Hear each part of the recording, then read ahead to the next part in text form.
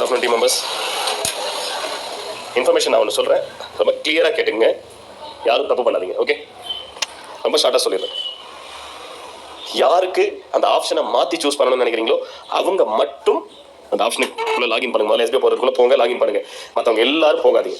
யாருக்கு சேஞ்ச் பண்ணணும், நான் சூஸ் பண்ணது தப்பு, அதை நான் மாற்றணும்னு நினைக்கிறவங்க மட்டும் சூஸ் பண்ணுங்க. நம்பர் 1. ஓகே, அந்த லாகின் பண்ணுங்க. நம்பர் 1 அதுதான். ரெண்டாவது விஷயம் என்ன பார்த்தீங்கன்னா, ஒரு சிலர் ரீஃபண்டபிள் ரிக்வஸ்ட்டை சூஸ் பண்ணால் 90 days ஆகுது, நாம் என்ன பண்ணலாம், ப்ரொமோஷன் டீமை சூஸ் பண்ணிடலாம், நமக்கு சீக்கிரமாக வித்ட்ராவல் வந்துடும் நினச்சிட்டு பண்ணுறீங்க. ஸோ ப்ரொமோஷன் டீமுக்கும் சேல்ஸ் டீமுக்கும் அவ்வளோ சீக்கிரம் வித்ட்ராவல் நாங்கள் கொடுக்க மாட்டோம், அவங்களுக்குலாம் லேட் ஆகும். ரைட், அவங்களுக்கு உண்டான அந்த டிடக்ஷன் அமௌண்ட்ன்றது ரொம்ப அதிகமாக தான் பிடிப்போம். பட் வித் ரீஃபண்டபிள் பொறுத்த வரைக்கும் நீங்கள் எஸ்பிஐ விட்டு போக போகிறீங்க. ஸோ எவ்வளோக்கு எவ்வளோ குயிக்காக உங்களுக்கு கொடுக்கணும்னு நினைக்கிறமோ அவ்வளோக்கு எவ்வளோ சீக்கிரமாக கொடுத்து உங்களுக்கு எல்லாமே க்ளோஸ் பண்ணிடுவாங்க. அதனால் நான் payment withdrawal request refundable request கொடுத்தா எனக்கு 90 days ஆகும், அதனால நான் ப்ரொமோஷன் டீமை சூஸ் பண்ணணும்னு நினச்சி சூஸ் பண்ணுறீங்க இல்லையா, அதை பண்ணாதீங்க. அப்படி பண்ணால் நீங்கள் தான் பிரச்சனை மாட்டுவீங்க.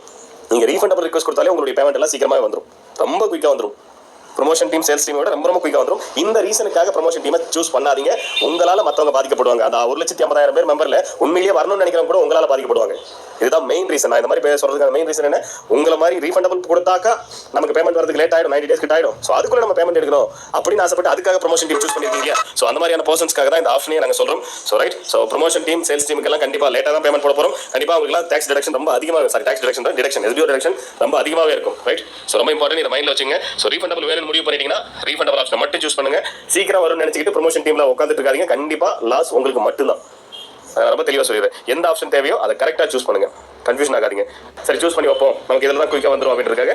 ஸோ அப்படிலாம் சூஸ் பண்ணாதீங்க. ரீஃபண்டபிள் சூஸ் பண்ணுறவங்களுக்கு ரொம்ப குயிக்காக உங்கள் பேமெண்ட்லாம் செட்டில்மெண்ட் பண்ணிடுவோம். ஸோ அது எஸ்பிஓ ரொம்ப யூஸ்ஃபுல்லாக இருக்கும். அதனால் உங்களுக்கு தான் ஃபஸ்ட்டு ப்ரிஃபரன்ஸ் கொடுத்து பேமெண்ட் போடுவோம். நீங்கள் பயப்படாதீங்க, ரொம்ப குயிக்காக வந்துடும். ஸோ நீங்கள் தாராளமாக ரீஃபண்டபிள் டீமே சூஸ் பண்ணுங்க. ரைட், நீங்கள் இந்த ரீசனுக்காக ப்ரொமோஷன் டீம் சூஸ் பண்ணாதீங்க. எத்தனை தடவை இந்த 3 minutes சொல்லியிருக்க பாருங்க, கரெக்டாக ஃபாலோ பண்ணுங்க. நான் மறுபடியும் ஒரு ஆடியோ போடுறேன், அதுக்கப்புறம் வேணுன்றவங்க ட்ரை பண்ணுங்க.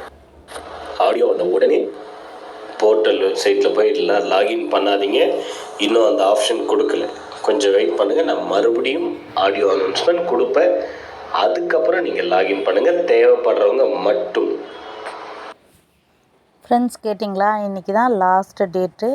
இன்னொரு டைம் நம்மளுக்கு ஒரு சான்ஸ் கொடுத்துருக்காங்க. அதுக்கு தான் சங்கர் சருக்கு தேங்க்யூ தான் சொல்லணும். எல்லாருமே பார்த்து யூஸ் பண்ணிக்கோங்க. ஃபுல் உங்களுக்கு டீட்டெயில்ஸ் வேணும்னா நீங்கள் நோட்டீஸ் போர்டை ஃபாலோ பண்ணுங்கள். தேங்க்யூ.